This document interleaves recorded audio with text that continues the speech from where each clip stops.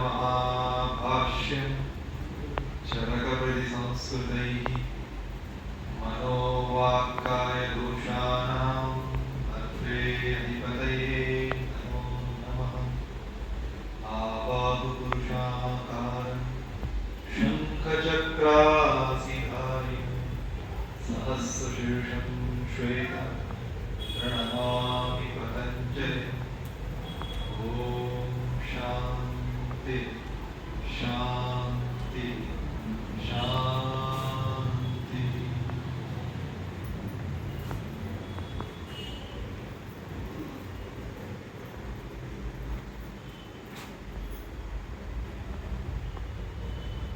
ಇಡೀ ಕರ್ನಾಟಕದಲ್ಲೇ ವಿಶ್ವಾದ್ಯಂತವಾಗಿ ಅದು ಕಿರಿಯರಿರಲಿ ಹಿರಿಯರಿರಲಿ ಪ್ರತಿಯೊಬ್ಬರ ಬದುಕಿನಲ್ಲೂ ಒಂದೊಂದು ಘಟ್ಟದಲ್ಲಿ ಒಂದು ಅದ್ಭುತವಾದ ಬದುಕಿನ ಸಾರ್ಥಕತೆಯ ಅನುಭವವನ್ನು ತಿಳಿಸಲ್ಪಟ್ಟಿರುವ ನಡೆದಾಡುವ ದೇವರಾದ ಪರಮ ಪೂಜ್ಯ ಶ್ರೀ ಶ್ರೀ ಸಿದ್ದೇಶ್ವರ ಸ್ವಾಮಿಗಳ ಅನುಭವದಲ್ಲಿ ಪಾದಾರಣ್ಯಗಳಲ್ಲಿ ಪಡೆದುಕೊಂಡು ಪೂಜ್ಯ ಶ್ರೀ ಗುರೂಜಿ ಬಸವರಾಜ ಕಡ್ಲಿ ಅವರ ಪಾದಗಳಲ್ಲಿ ನಮಸ್ಕರಿಸಿ ಈ ಒಂದು ಹೆಜ್ಜೆ ಕೋಚಿಂಗ್ ಅಕಾಡೆಮಿಯಲ್ಲಿ ಅನಿಲ್ ಸರ್, ಹೆಜ್ಜೆ ಸರ್, ಇವರು ಒಡಗೂಡಿ ಮತ್ತು ಅವರು ಸಹಪಾಠಿ ದೊಡ್ಡಮನಿ ಗುರುಗಳು ಇವರ ಆಶ್ರಯದಲ್ಲಿ ನೆರೆದಿರ್ತಕ್ಕಂಥ ನಿಮ್ಮ ಎಲ್ಲ ಚೇತನ ಶಕ್ತಿಗೆ ನಮಸ್ಕರಿಸಿ ಒಂದು ಅದ್ಭುತವಾದ ಬದುಕಿನ ಪಾಠ, ಬದುಕಿನ ಪರಮ ಸತ್ಯವನ್ನ ಇಲ್ಲಿವರೆಗೂ ನಿಮಗೆಲ್ಲ ಉಣಬಡಿಸಿ ನಿಮ್ಮ ಅಂತರಾತ್ಮದ ಒಂದು ಶಕ್ತಿಯನ್ನ ಕಿಡಿಯನ್ನ ಹಚ್ಚಿರ್ತಕ್ಕಂಥ ಗುರುಜಿಯವರ ಮಾತಿನ ಆರ್ಭಟಕ್ಕೆ ನಿಮ್ಮ ಮನಸ್ಸಿನ ಕರ್ನಾಟಕಗಳಲ್ಲೂ ಆ ಚೇತನ ಶಕ್ತಿ ಉದ್ದೀಪನ ಆಗಿದೆ ಅಂತ ತಿಳ್ಕೊಂಡಿದ್ವಿ. ಸೊ ಅವರ ನುಡಿಗಳು ಸದಾ ನಿಮ್ಮ ಜೊತೆ ಇಟ್ಟುಕೊಂಡು ಸಿದ್ದೇಶ್ವರ ಅಪ್ಪರ ನುಡಿಗಳನ್ನ ಸದಾ ಸ್ಮರಣೆ ಮಾಡ್ತಾ ನಿಮ್ಮ ಬದುಕಿನ ಉದ್ದೇಶ ಗುರಿ ಮುಟ್ಲಿಕ್ಕೆ ಅವರ ಅದ್ಭುತ ವಾಣಿಯನ್ನು ಆದರ್ಶವಾಗಿ ಇಟ್ಕೊಂಡು ಸಾಧನೆ ಮಾಡಿದ್ದೇ ಆದ್ರೆ ಬದುಕಿನ ಸಾಮ್ರಾಜ್ಯ ಪಡಿತೀವಿ. ನೀವೆಲ್ಲ ಸುಮಾರು ತಿಂಗಳುಗಳಿಂದ ಈ ಒಂದು ಕೋಚಿಂಗ್ ತಗೊಳ್ತಾ ಇದ್ದೀರಿ. ಒಂದು ಗುರಿಯನ್ನ ಕನಸನ್ನ ಇಟ್ಕೊಂಡು ನೀವೆಲ್ಲ ಬಂದಿದ್ದೀರಿ. ಆ ಗುರಿ, ಆ ಕನಸು ನಿಮ್ಮದಾಗಬೇಕಪ್ಪ ಅಂತಂದ್ರೆ ಅವಿರತ ಸತತ ದೀರ್ಘಕಾಲ, ನಿರಂತರ ದೀರ್ಘಕಾಲ ಅಭ್ಯಾಸ ಬಲದಿಂದ ಮಾತ್ರ ಸಾಧ್ಯ. ಪತಂಜಲಿ ಮಹರ್ಷಿಗಳು ಹೇಳ್ತಾರೆ, ಸತತ ದೀರ್ಘಕಾಲ ನಿರಂತರ ಅಭ್ಯಾಸ ಕುರ್ಯ. ಯಾವುದೇ ಒಂದು ನೀವು ಗುರಿಯನ್ನು ತರಬೇಕು ಯಾಕಂದ್ರೆ ಅದಕ್ಕೆ ಒಂದು ಸತತ ಅಭ್ಯಾಸ ಬೇಕು. ನಿಮ್ಮ ಗುರಿ ಸ್ಪಷ್ಟತೆ ಇರಬೇಕು, ಸಾಧನೆ ಸಾಧಿಸಬೇಕು ಅಂತ ಛಲ ಸ್ಪಷ್ಟತೆ ಇರಬೇಕು. ಒಂದು ಸ್ಪಷ್ಟ ಗುರಿ ಇಟ್ಟುಕೊಂಡು ನೀವು ಮುನ್ನಡೆದೇ ಆದ್ರೆ ಅದನ್ನ ಪಡೆಯಲಿಕ್ಕೆ ಯಾರಿಗೂ ಸಾಧ್ಯ ಇಲ್ಲ. ಸೊ ಆ ಒಂದು ಗುರಿಯನ್ನು ಪಡೆಯಲಿಕ್ಕೆ ಅಂತಂದ್ರೆ ನಿಮ್ಮ ದೇಹ ಮನಸ್ಸು ಎರಡೂ ಸುಗತವಾಗಿದೆ. ಕೇವಲ ದೇಹ ಮತ್ತು ಮನಸ್ಸು ಅಲ್ಲದೆ ಆತ್ಮಶಕ್ತಿ ಅಂತ ಇರ್ತದೆ. ಆತ್ಮಶಕ್ತಿ ಬರೋದು ಯಾವಾಗಪ್ಪ ಅಂತಂದ್ರೆ ಮನಸ್ಸು ದೇಹ ಸದೃಢವಾದಾಗ ಮಾತ್ರ. ದೇಹ ಸದೃಢವಾಗಿರ್ಬೇಕಪ್ಪ ಅಂತಂದ್ರೆ ಗುರುಗಳು ಹೇಳಿಕೊಟ್ಟಂತ ಯೋಗ ಸಾಧನೆ, ಯೋಗಾಭ್ಯಾಸ, ಪ್ರಾಣಾಯಾಮ, ಧ್ಯಾನ. ನೀವು ಏನೋ ಒಂದು ಗುರಿ ಪಡಿಬೇಕಪ್ಪ ಅಂತಂದ್ರೆ ಈ ಶರೀರವನ್ನು ಒಂದು ಮಾಧ್ಯಮ, ಶರೀರವನ್ನು ಮಾಧ್ಯಮ ಇಟ್ಕೊಂಡ್ರೆ ನೀವು ಆ ಗುರಿ ತಲುಪಬೇಕಾಗತ್ತೆ. ಶರೀರ ಸದೃಢ ಗುರಿ ಗುರಿಗೆ ಮುಟ್ಟಿರಿ. ಅದಕ್ಕೆ ಮಹಾನುಭಾವರು ಹೇಳ್ತಾರೆ ಶರೀರ ಮಾಧ್ಯಮ ಕಲು ಧರ್ಮ ಸಾಧನ. ಶರೀರ ಮಾಧ್ಯಮ ಕಲು ಧರ್ಮ ಸಾಧನ. ಶರೀರವನ್ನ ಸದೃಢವಾಗಿಟ್ಟುಕೊಂಡು ಅಂತಃಶಕ್ತಿಯನ್ನು ಎಬ್ಬಿಸಿ ಮನಸ್ಸನ್ನ ಕೂಡ ಅಷ್ಟೇ ಸದೃಢವಾಗಿಟ್ಟುಕೊಂಡು ನೀವು ಗುರಿಯನ್ನು ನೀವು ಏನು ಅಭ್ಯಾಸ ಮಾಡಿದ್ದೆ ಆದ್ರೆ ಅದನ್ನ ತಲುಪಿಸ್ಲಿಕ್ಕೆ ಯಾರಿಂದಲೂ ಸಾಧ್ಯವಿಲ್ಲ. ಪ್ರತಿಯೊಂದು ಏನು ಅಭ್ಯಾಸ ಅದಲ್ಲ ಅದನ್ನ ನೀವು ಶರೀರ ಮತ್ತು ಮನಸ್ಸನ್ನು ಸದೃಢವಾಗಿ ಮಾಡಬೇಕಾಗುತ್ತೆ. ಸೊ ಅದಕ್ಕೆ ಈ ಯೋಗಾಭ್ಯಾಸ ಬಹಳ ಬಹಳ ಬಹಳ ನಿಮಗೆ ಪೂರಕವಾಗಿ ಸಾಥ್ ಕೊಡ್ತದೆ. ಸೊ ಯಜ್ಜೇಶ್ವರ ಅವರು ಬಹಳ ಒಂದು ನಿರ್ಣಯ ತಗೊಂಡಿದ್ದಾರೆ. ಯಾಕಂದ್ರೆ ಯೋಗ ಅನ್ನೋದು ಯೋಗಾಭ್ಯಾಸ ಅನ್ನೋದು ಕೇವಲ ಏನು ಹಿರಿಯರಾದ್ಮೇಲೆ ಮುದುಕರಾದ್ಮೇಲೆ ಬೆನ್ನು ಬಂತು ಆ ನೋವು ಬಂತು ನನಗೆ ಬೆನ್ನೋ ಬಂತ ಯೋಗ ಮಾಡ್ತೀನಿ ಕತ್ತು ನೋವು ಬಂತು ಯೋಗ ಮಾಡ್ತೀನಿ ಏನಾದ್ರೂ ಆದ್ಮೇಲೆ ಯೋಗ ಮಾಡ್ತೀನಿ ಅನ್ನೋದು ಬಹಳ ತಪ್ಪು.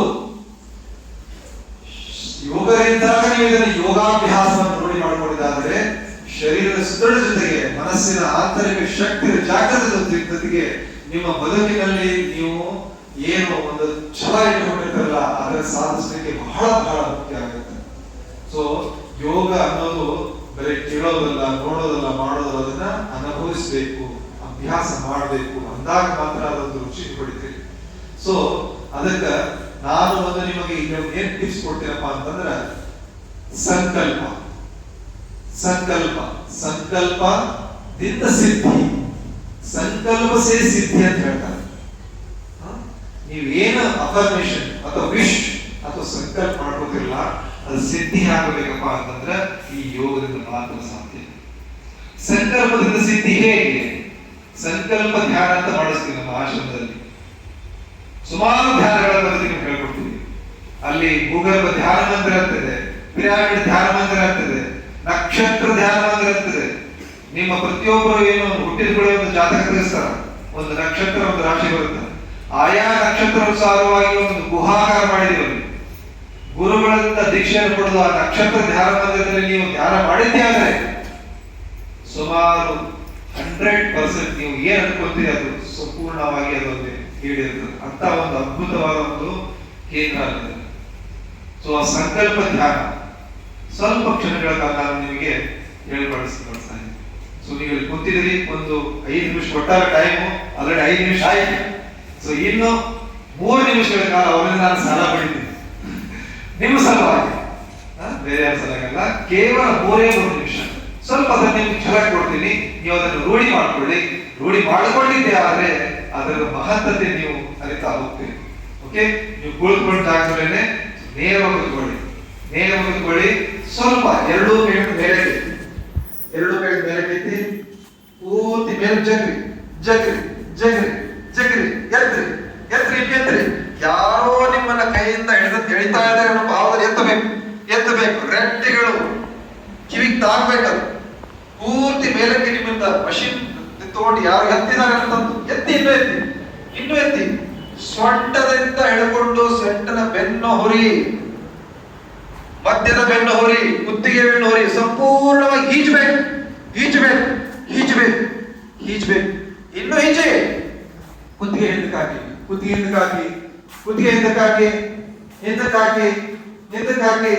ಇನ್ನು ಸ್ವಲ್ಪ.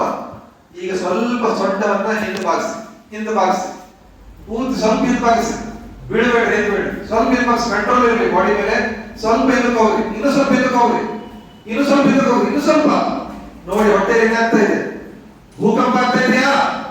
ಗುಡು ನಡುತ್ತಾ ಇದೆಯಾ? ಎಸ್. ಈಗ ಕೆಳಗ್ ಪೂರ್ತಿ ಕೈಗಳು ಸಣ್ಣ ಬರಳಗಳು ಕೈಗಳು ಸಣ್ಣ. ಸೊ ಜೋರಾಗಿ ಅಲಗಾಡಿಸಿ, ಜೋರಾಗಿ ಫಾಸ್ಟ್, ಇನ್ನು ಫಾಸ್ಟ್. ಕೈಗಳು ಕಾಣಬಾರದು, ಅಷ್ಟು ಫಾಸ್ಟ್ ಆಗಬೇಕು. ಫಾಸ್ಟ್, ಇನ್ನು ಫಾಸ್ಟ್ ಮಾಡಿ. ಕಾಣಬಾರದು. ಹೆಂಗ ಶಕ್ತಿ ಐತಿಲ್ಲ ಹಾಗಾದ್ರೆ ಹೇಳಿದ್ರೆ ಕೊಡುವೊಳಗೆ ಏನು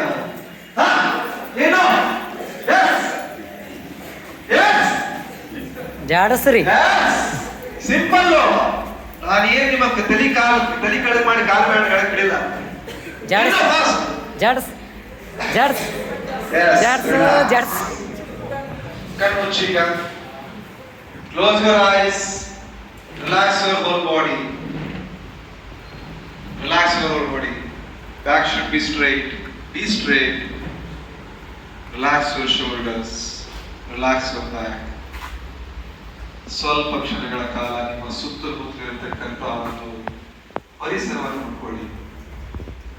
ಹಾಗೆ ಸುತ್ತಮುತ್ತಲ ಪರಿಸರದಿಂದ ನಿಮ್ಮ ದೇಹ, ನೀವು ಕುಳಿತ ಜಾಗದಲ್ಲೇ ನಿಮ್ಮ ಮನಸ್ಸನ್ನು ತಂದಿಟ್ಕೊಳ್ಳಿ. ಕಣ್ಮುಚ್ಚಪ್ಪ.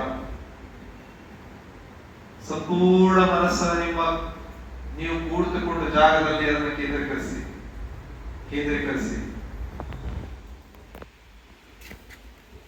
ಸಹಜ, ಆಳವಾದ, ದೀರ್ಘವಾದ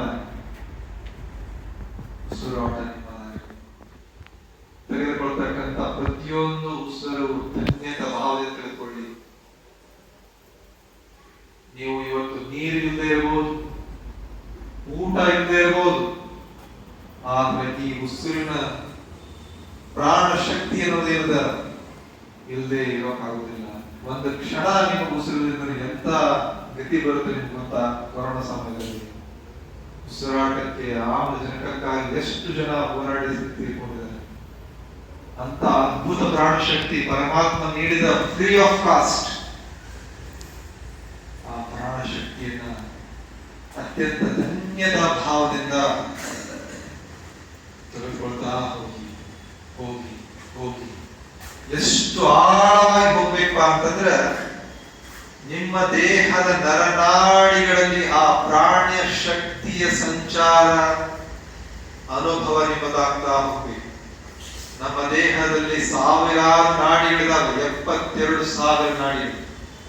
ಆ 72,000 ನಾಡಿಗಳಲ್ಲೂ ಆ ಪ್ರಾಣ ಶಕ್ತಿಯ ಸಂಚಾರ ಆಗ್ಬೇಕು. ಅಷ್ಟು ಆಳವಾಗಿ ದೀರ್ಘವಾಗಿ ಕರೆದುಕೊಳ್ತಾ ಹೋಗಿ ದೇಹ ಅತ್ಯಂತ ನಿಶ್ಚಲ, ಮನಸ್ಸು ಕೂಡ ಅತ್ಯಂತ ಶಾಂತತೆ. ಯಾವಾಗ ದೇಹ ನಿಶ್ಚಲವಾಗುತ್ತೋ ಹಾಗೆ ಮನಸ್ಸು ಕೂಡ ನಿಶ್ಚಲ ಸ್ಥಿತಿ ಬರ್ತಾ ಹೋಗುತ್ತೆ. ಇದಕ್ಕೆ ನಿರ್ಮಲ ಸ್ಥಿತಿ ಅಂತ ಹೇಳ್ತಾರೆ. ನಿರ್ಮಲ ಸ್ಥಿತಿ. ದೇಹದಲ್ಲಿ ಮನಸ್ಸಿನಲ್ಲಿ ಯಾವುದೇ ಗೊಂದಲ ಇಲ್ಲ. ಮನಸ್ಸು ಅತ್ಯಂತ ಶಾಂತ, ನಿರ್ಭೀತ, ನಿರ್ಭಯ, ನಿರ್ಮೋಹ, ಸಂಪೂರ್ಣ ಆಳವಾಗಿದೆ. ಈ ಒಂದು ಸ್ಥಿತಿಯಲ್ಲಿ ನೀವು ಕಂಡಂತ ಆ ಕನಸನ್ನ ನಿಮ್ಮ ಕಣ್ಮುಂದೆ ತಂದ್ಕೊಳ್ಳಿ. ನೀವು ಹೊಂದಿದ ಆ ಗುರಿಯನ್ನ ನಿಮ್ಮ ಕಣ್ಗಳ ಮುಂದೆ ತಂದ್ಕೊಳ್ಳಿ. ಸಂಕಲ್ಪ ಮಾಡ್ಕೊಳ್ಳಿ. ನಾನು ಈ ಗುರಿಯನ್ನು ಮುಟ್ತೀನಿ, ಹಿಡಿತೀನಿ, ಸಾಧಿಸ್ತೀನಿ ಅನ್ನುವ ಅದ್ಭುತ ಅಗಮ್ಯ ಛಲದಿಂದ ಅದನ್ನ ನಿಮ್ಮ ಮನಸ್ಸಿನ ಆಳಕ್ಕೆ ಅದನ್ನ ಪ್ರಿಂಟ್ ಮಾಡ್ಕೋಬೇಕು. When you print your affirmation or your sankalpa, that will become manifest.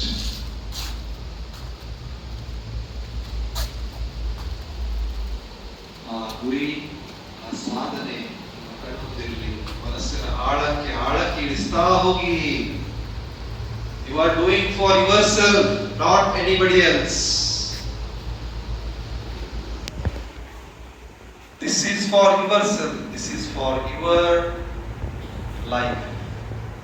So please be within your body, be within your mind. Go deep and deep. You are doing for your life, for your family. ಏನೇ achievement ಮಾಡಬೇಕಂದ್ರೆ ಸುಮ್ಮನೆ ಆಗೋದಿಲ್ಲ. ಅದಕ್ಕೆ ಒಂದು ಅಭ್ಯಾಸ ಬೇಕು. कुछ पाने के लिए कुछ बोलना पड़ता है, कुछ करना पड़ता है. योग ऐसा अद्भुत ज्ञान है. योग ಅನ್ನೋದು ಅದ್ಭುತ ಜ್ಞಾನ. ಈ ಅದ್ಭುತ ಜ್ಞಾನ ಕ್ರಿಯೆಯೊಂದಿಗೆ ಅದ್ಭುತ ಸಾಧನೆಯು ಸಾಧಿಸಲ್ಪಡುತ್ತದೆ.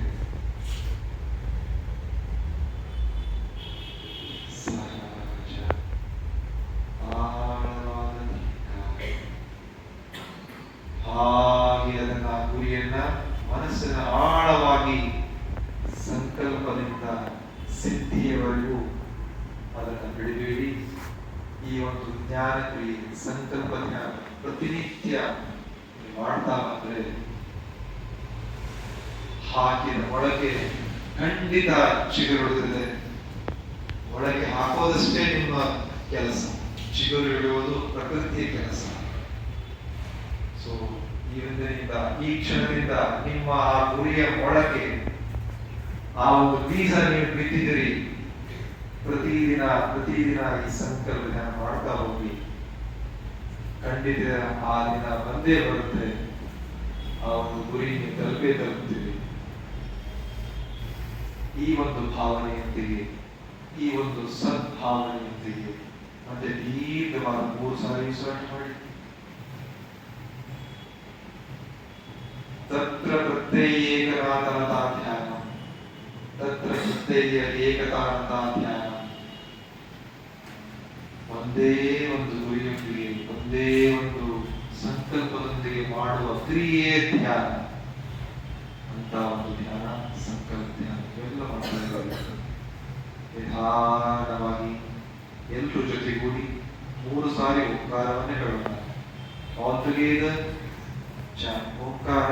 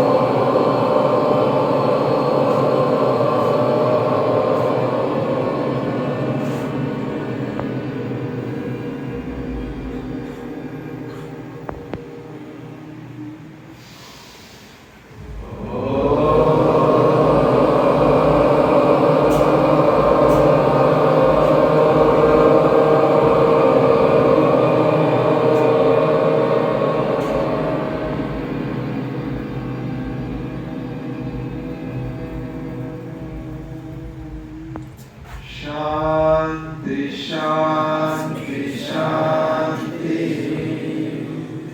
शांति शांति शांति शांति शांति शांति.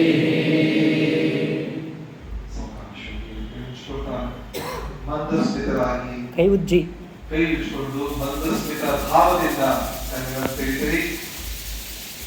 ಅವಕಾಶ ಬಿಟ್ಕೊಳ್ಳಿ. ನಿಮ್ಮ ಗುರುಗಳನ್ನ ಮೇಲೆ ಕಣ್ಣು ಬಿಟ್ಕೊಳ್ಳಿ. ಹೋಪ್ ಯು ಲೈಕ್ ದಿಸ್ ಸಂಕಲ್ಪ ಧ್ಯಾನ. ತಿಳಿತಾ ಹೇಗೆ ಮಾಡೋದು ಅನ್ನೋದು? ಫಾಲೋ ಮಾಡ್ತೀರಾ? ಈಸಿ ಆಗಿದೆ, ಏನು ನಿಮಗೆ ಡಿಫಿಕಲ್ಟ್ ಅನ್ನೋದು ಸ್ವಲ್ಪ. ಕೇವಲ 20 ನಿಮಿಷ ದಿನಂಪ್ರತಿ ಕೇವಲ 20 ನಿಮಿಷ ಮಾಡಿದ್ದೇ ಆದರೆ ನೋಡಿ ಅದರ ರಿಸಲ್ಟ್. ಸೊ ಇಷ್ಟು